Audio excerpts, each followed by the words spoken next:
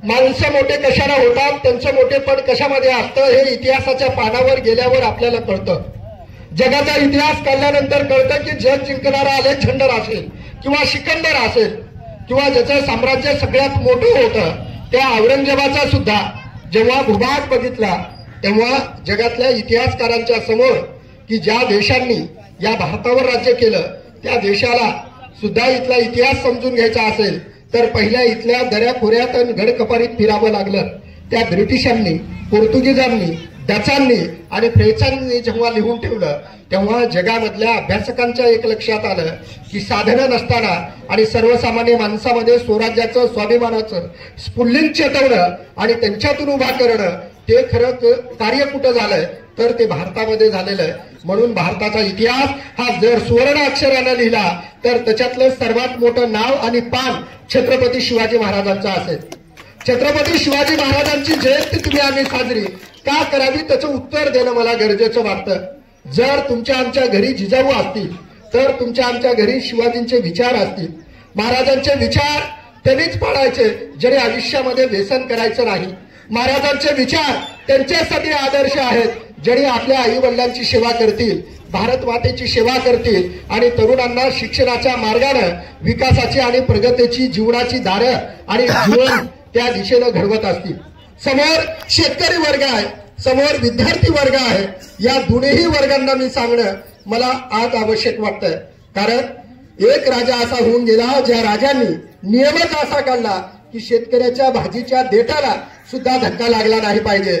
मग प्रश्न असा पडतो की ज्यांच्या राज्यात शेतकऱ्यांच्या आत्महत्या होते त्यांना जर शेतकऱ्यांचे धोरणं आखायचे असतील तर शिवाजी महाराजांच्या नीतीचा अभ्यास करावा लागेल. म्हणजे शिवाजी महाराज महान का आहेत.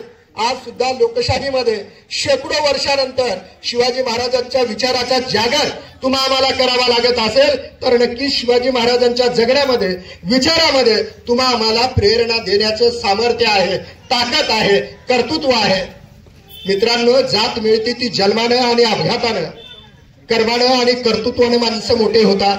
औरंगजेबाचं एवढं मोठं बलाढ्य साम्राज्य समोर असताना सुद्धा 7-8 छाया थैथया नाचत असताना त्यांच्या छातारावर पाय देऊन उभा राहण्याची ताकद शिवाजी महाराजांमध्ये उभा झाली ती म्हणजे कर्तृत्वानं. शिवाजी महाराजांनी स्वतःचं राज्य उभा करत असताना आजचा जो गरिबी हटाव जो कार्यक्रम आहे त्या राज्यकर्त्यांनी सुद्धा त्यांचा आदर्श घेतला पाहिजे. निष्काम निष्योग वैराग्य काय असतं. एवढं मोठं साम्राज्य असताना सुरतेची लूट मधून एवढं मोठं धन सापडलं असताना सुद्धा साधं सर्वसामान्यामध्ये बसून मावळ्यासोबत भाजीचा तुकडा मोडून स्वराज्याची जरी मशाल पेटती ठेवले त्या शिवाजी महाराजांचा विचार आज लोकशाहीमध्ये तुमच्या आमच्यासाठी आदर्श ठरला पाहिजे. शिवाजी महाराज तुमच्या आमच्यासाठी आदर्श का ठरले पाहिजे. ज्या वेळेला वडील गेले आणि वडील गेल्यानंतर आई दुःखानं सती जायला निघाल्या होत्या त्यावेळेला परिवर्तनाचा विचार मांडत आईनं जगलं पाहिजे. आईचं मार्गदर्शन, आशीर्वाद गरजेचा आहे. म्हणून आईला त्या विचारापासून बाजूला करून खऱ्या अर्थानं परिवर्तनाचा विचार आणि सुधारणेचा मार्ग महाराजांनी दाखवला. म्हणून आजचे आपल्यासाठी आदर्श आणि मार्गदर्शक महाराज.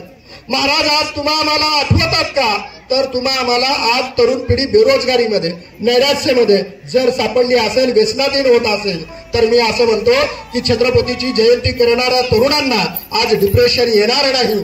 काय येणार नाही. कारण महाराजांनी एवढ्या वेळेला पराजय बघितला होता, एवढ्या वेळेला संकट बघितलेली होती.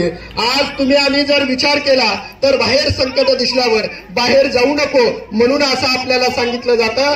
पुरंदरच्या तहाला महाराज जेव्हा बाहेर जात होते किंवा अफजल खानाला भेटायला जेव्हा राजे जात होते त्यावेळेला परिस्थिती राजांची आठवा. नुकतंच 1.5-2 वर्षाचे संभाजी घरी होते. सईबाईंचं निधन झालं होतं. तुळजापूरच्या मंदिरावर हल्ला झाला होता. पंढरीचा पांडुरंग, कानडा राजा विठ्ठल म्हणून तिकडे गेले होते. आणि अशा वेळेला प्रतापगडाच्या पायथ्याला जाऊन अफजल खानाचे कोतळे काढण्यासाठी वाघाचं काळीज लागतं. नुसतं हातामध्ये वाघाची नखं असून जमत नाही. म्हणून शिवाजी महाराजांचा विचार आदर्श मानणाऱ्या तरुणांना माझं सांगणं आहे की एकदा महाराजांच्या इतिहासाची पानं चाळून बघा. म्हणजे तुमच्या समोर आज ज्या सुविधा आहेत, जे साधन आहेत, ते त्या काळामध्ये नसताना सुद्धा, कुठल्याही दळणवळणाचे माध्यम नसताना सुद्धा महाराजांनी दिल्लीमधल्या औरंगजेबाच्या आणि आग्र्यामधल्या दरबारामध्ये काय चाललंय, विजापूरच्या दरबारामध्ये काय घडतंय आणि सुरतच्या बाजारपेठेमध्ये कशाची उलाढाल होती, इतकं बारीक लक्ष ठेवलं होतं. मग त्या इतिहासातून तुम्ही आम्ही प्रेरणा काय घेतली? जयंती साजरी करत असताना आपण ती का करायची, हा पहिला प्रश्न स्वतःच्या अंतःकरणाला विचारायचा. आणि दुसरा प्रश्न की या जयंतीपासून आपण एक शपथ घ्यायची की मी व्यसन करणार नाही, मी आई वडिलांना उलट बोलणार नाही, मी महाराजांना लहान होईल असा कुठलाही विचार करणार नाही.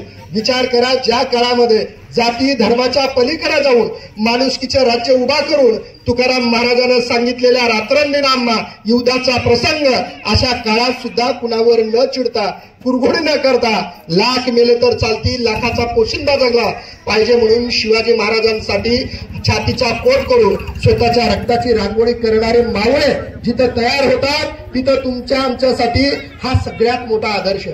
जग आज जर्मनीमध्ये, अमेरिकेमध्ये, इंग्लंडमध्ये, रशियामध्ये जर शिवाजी महाराजांच्या इतिहासाचा अभ्यास होत असेल तर तुमच्या आमच्या घरामध्ये शिवाजी महाराजांच्या चरित्रावरचं पुस्तक आहे का, हा सुद्धा संशोधनाचा विषय. आपण बैठकीमध्ये महाराजांचा फोटो लावतो, पण अंतःकरणामध्ये जोपर्यंत महाराजाचा विचार येत नाही तोपर्यंत मला महाराज समजले नाही. आपण महाराजासारखी चंद्रकोर लावून, महाराजासारखी दाढी ठेवून महाराज बनू शकत नाहीत. महाराजांना वागलेलं, महाराजांनी शिकवलेली नैतिकता, महाराजांनी जीवनामध्ये आचरण केलेले तत्व जोपर्यंत तुमच्या आमच्या जीवनामध्ये येत नाही तोपर्यंत तुम्ही आम्ही खऱ्या अर्थानं शिवाजी महाराज म्हणून, शिवाजी महाराजाच्या विचाराचा पाईक म्हणून आम्ही जेव्हा समोर येतो तेव्हा तुमचा आमचा प्रामाणिक प्रयत्न आहे की आपल्याकडे एवढा मोठा विचाराचा, कार्याचा, इतिहासाचा, वैभवशाली, गौरवशाली वारसा असताना सुद्धा आपण चाचपडायचं का? आपण आपल्या जीवनाकडे आपल्याला अंधकारामध्ये किंवा निराशेच्या गर्तेमध्ये जेव्हा टाकतो तेव्हा फक्त एकच करा, शिवाजी नावाचा इतिहास आणि शिवाजी महाराज नावाचे व्यक्ती जेव्हा तुम्ही समोर आलाल तेव्हा तुम्हाला कळेल की ह्या माणूस किती मोठे आकाशा एवढे होते, राजे एवढे मोठे होते, राजांनी एवढं मोठे कार्य केलं पण कुठल्याही गडकिल्ल्यावर स्वतःचे नावं टाकले नाही. म्हणजे आपण ज्या वेळेला काही करतो आणि त्याच्यामध्ये मीपणा आणायला लागतो तेव्हा विचार करायचा, अरे ज्या माणसामुळे आपल्याला स्वातंत्र्य मिळालं, ज्या महाराजांनी आपल्याला स्वाभिमान दिला, ज्या महाराजांनी आपल्याला संघर्ष करायची प्रेरणा दिली, एवढंच नव्हे तर तुमच्या आमच्या सर्वसामान्याच्या घरामधल्या तुळशी आणि मंदिरावरचे कळस आणि सर्वसामान्याच्या घरच्या इज्जती ज्या माणसामुळे राहिल्या, त्या छत्रपती शिवाजी महाराजाचा विचार आज महाराष्ट्राच्या मातीमध्ये, आज महाराष्ट्राच्या आराध्य दैवताच्या जागी महाराज जी गेले ते महाराज धनवान होते म्हणून नाही, विद्वान होते, चारित्र्यवान होते, नैतिकतेचे होते, तत्वाचे होते म्हणून गेले. महाराजासारखी तत्व, महाराजासारखं चारित्र्य, महाराजासारखी नैतिकता, महाराजासारखी मर्यादा ही जोपर्यंत तुम्ही आम्ही जीवनात आणणार नाही तोपर्यंत आपल्याला लक्षात येणार नाही की अयोध्येमधल्या रामाचं राज्य आणि छत्रपती शिवाजी महाराजांचं राज्य हे प्रजेचा विचार करणारं राज्य होतं. म्हणून छत्रपती शिवाजी महाराज आज जेव्हा काढतो, बघतात आणि विचार आपण जेव्हा समोर आणतो, आताच माननीय आमदार साहेब तुमच्या मतदारसंघाचे सांगून गेले की या देशाच्या पंतप्रधानाला सुद्धा कार्य करत असताना शिवाजी महाराजांचा विचाराचा आदर्श समोर ठेवावं एवढा आदर त्यांच्याकडे आहे. म्हणजे आज लोकशाहीमध्ये जगाचं राजकारण किंवा देशाचं राजकारण करताना सुद्धा महाराजांचे विचार जर आदर्श असतील तर महाराष्ट्रातल्या तरुणांनी व्यसनाच्या आहारी जाऊन शिवाजी महाराजांचा विचार न स्वीकारता जर महाराष्ट्रात असो तर आपण आपल्याला प्रश्न विचारला पाहिजे की आपल्याला व्यसन सुटलेत का, आपण आपल्यावर नियंत्रण ठेवलंय का, आपण काहीतरी काम चांगलं केलंय का, कुटुंबासाठी, समाजासाठी, गावासाठी, देशासाठी आपल्याला काही करता आलंय का? विचार करा, आग्र्यातून जेव्हा महाराजांची सुटका होणार होती तो प्रसंग असेल किंवा प्रतापगडाच्या पायथ्याचा प्रसंग असेल, पुरंदरचा प्रसंग असेल, शाहिस्तेखानाचा प्रसंग असेल, अशी एक नाही शेकडो प्रसंग मी तुम्हाला सांगू शकेल की ज्या प्रसंगामध्ये हे शेवटचे असं वाटत असताना तिथून महाराजांनी सुरुवात केलेली होती. म्हणजे इतिहासकारांना असं वाटत होतं, बड्या बड्या राजांना असं वाटत होतं, बादशहांना असं वाटत होतं की आता इथं संपलं नाही, तिथून महाराजांचं सुरू झालं होतं. म्हणजे महाराज हे फक्त महाराष्ट्रापुरते मर्यादित राहिले नाही, भारतापुरते मर्यादित राहिले नाही. आज जगभर शिवाजी महाराजांची जयंती साजरी होती आणि ही जयंती तुमच्या आमच्यासाठी अभिमानाचा स्वाभिमानाचा विचार आहे. फक्त तुम्ही आम्ही शिवाजी महाराज जेव्हा आठवतो तेव्हा शिवाजी महाराजांचे 2 प्रसंग तुमच्या लक्षामध्ये येणं गरजेचं आहे. कुठले आता 2 विद्यार्थी खूप चांगलं बोलून गेले. अभिमान वाटला की या गावच्या लहान लहान मुलांच्या तोंडामध्ये शिवाजी महाराजांचा विषय, शिवाजी महाराजांचे विचार आहेत. म्हणजे नक्कीच हे विद्यार्थी उद्या जेव्हा अभ्यासाची साधना करतील त्यावेळेला त्या विद्यार्थ्यांच्या जीवनामध्ये, त्यांच्या कुटुंबामध्ये, त्यांच्या आई वडिलांना चुकून असं वाटणार नाही की माझे लेकरं असे झाले. कारण आज आपल्या कुटुंब संस्थेसमोरचा सगळ्यात मोठा विषय हा आहे. पंढरपूरचा पांडुरंग ज्या आई वडिलांची सेवा केला म्हणून त्या पुंडलिकाला भेटायला आला, त्या पंढरपूरच्या पांडुरंगाच्या साक्षीनं महाराष्ट्रामध्ये ज्या वेळेला अनाथ आश्रम, वृद्धाश्रम वाढायला लागतात त्यावेळेला प्रश्न पडतो की आपली कुटुंब संस्था कुठं चालली. म्हणजे आपण आई वडिलांची सेवा करतो का, आपण शिक्षण प्रामाणिकपणे शिकतो का. तर या सगळ्या प्रश्नाचं आज उत्तर नकारार्थी मिळायला लागतात. म्हणजे आपल्याला आज खऱ्या अर्थानं महाराजांच्या विचाराची गरज आहे. महाराजांच्या विचाराची गरज काय आहे हा एक संदर्भ तुमच्या समोर ठेवणं मला गरजेचं वाटतं. कारण एकदा एक प्रसंग असा निर्माण झाला होता, सगळ्यांना वाटू लागलं होतं की आपण आपली जहागिरी मिळवावी आणि बादशहाच्या दरबारात जाऊन मुजरे घालावे. त्यावेळेला सगळे बादशहाच्या दरबारामध्ये जाऊन हुजरे आणि मुजरे घालण्यामध्ये तल्लीन झाले होते. त्यावेळेला मात्र दरी खोऱ्यातल्या मावळ्यांच्या पोरांना एकत्र करून त्या मावळ प्रांतामधून त्यांनी शिवनेरी, तिथून जन्म होऊन तिथून तोरणा किल्ला इथपर्यंत जाऊन त्या काळामध्ये, ज्या काळामध्ये होत पिळलं तर दूध निघेल असल्या वयामध्ये त्यांना हिंदवी स्वराज्याचा ध्यास लागला आणि तो ध्यास घेऊन त्यांनी त्याचा राज्याभिषेक रायगडावर केला. म्हणजे महाराजांच्या जीवनामध्ये जर शिवनेरीच्या गडावर जन्म असेल, तोरणा गडावर शपथ असेल आणि रायगडावर राज्याभिषेक असेल, म्हणजे ह्या सगळ्या गडावरचं जीवन महाराजांचं हे प्रचंड संघर्षानं गेलेलं. आपण जेव्हा त्या गडाला भेटी देऊ तेव्हा तुमच्या लक्षात येईल की महाराज किती मोठे होते, किती मोठे त्यांनी कार्य उभा केलेलं आहे. तुकाराम महाराजांच्या शब्दात सांगायचं म्हणजे असं म्हणतात, तुका आकाशा एवढा. मी तुकोबारायांची माफी मागून असं सांगेल की शिवाजी महाराज सुद्धा आकाशा एवढे आहेत. त्यांनी जेवढं कार्य केलं ते कार्य स्त्री दाक्षिण्याचं होतं, चारित्र्याचं होतं, युवकांच्या आदर्शाचं होतं, गुणवत्तेचं होतं, लोकशाहीचं होतं, समतेचं होतं, स्वातंत्र्याचं होतं, न्यायाचं होतं, समाजवादाचं कार्य होतं. कारण शिवाजी महाराजांनी आपल्या श्रीमंतीचा कधीही बडीजावपणा केलेला नाही. सर्वसामान्यासोबत वावरत होते.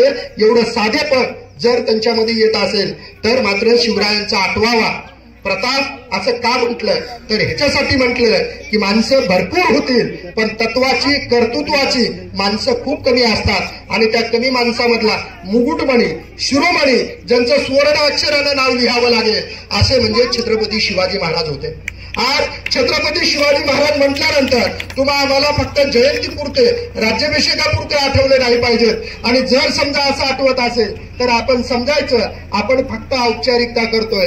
दैनंदिन जीवनामध्ये जगत असताना आता आयोजन करणारी ही जी समिती आहे, ही जर समिती उद्या तुम्हाला पानपट्टीवर दिसली, डाव्याच्या पुढे दिसली तर समजायचं की ह्यांना शिवाजी महाराजांचे विचार आणखी समजले नाही. ज्यांना शिवाजी महाराजांचे विचार समजतात त्यांचे पावलं ग्रंथालयामध्ये असतात, त्यांचे पावलं मंदिरात राहतात, त्यांचे मस्तक आई वडिलांच्या चरणावर झुकत असतात आणि त्यांनी गुरुच्या समोर बसून विद्या ग्रहण करत असतात. म्हणजे शिवाजी महाराजांनी तुम्हा आम्हाला जो संस्कार दिला तो संस्कार विकासाचा, तो संस्कार स्वाभिमानाचा, तो संस्कार सुसंस्कार होता. म्हणून तुम्ही आम्ही आज जगत असताना, वावरत असताना व्यसनाच्या आहारी पडून, कुणाच्या तर नादी लागून आपल्या जीवनाची होळी करून घेण्यापेक्षा महाराजाचे 4 जरी विचार जीवनात उतरवलो तर तुमच्या आयुष्याचं सोनं होईल. नवे मी तर असं म्हणेल की तुम्ही इतिहासामध्ये अजरामर होता. म्हणजे विचार करा, ज्या काळामध्ये येसाजी, बाजी, तानाजी ह्या सगळे लोक कोण होते? सगळे मावळ प्रांतातले सामान्य.